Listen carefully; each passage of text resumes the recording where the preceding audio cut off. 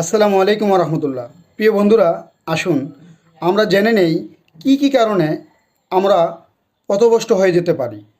আমরা পথভ্রষ্ট হয়ে যেতে পারি যদি আমরা নফসের দাসত্ব করি। আপনি যদি নফসের দাসত্ব করেন, নির্ঘাত নফস আপনাকে পথভ্রষ্ট করে গোমরা বানিয়ে দিবে। আপনি যদি বাপদাদা হতে চলে আসা নিয়মকানুন এবং বংশের রীতি রেওয়াজের দাসত্ব করেন, তাহলে এই দাসত্ব আপনাকে পথভ্রষ্ট করে গুমরা বানিয়ে দিবে। তৃতীয়ত, আপনি যদি সাধারণভাবে মানুষের দাসত্ব করেন, অর্থাৎ ধনী রাজা, শাসনকর্তা, বন্ডনেতা এবং দুনিয়ার পথভ্রষ্ট জাতিগুলো দাসত্ব করেন, তাহলে তারা আপনাকে গুমরা বানিয়ে পথভ্রষ্ট করে দিবে।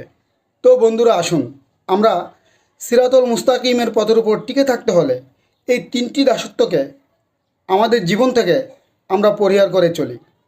আসসালামু আলাইকুম।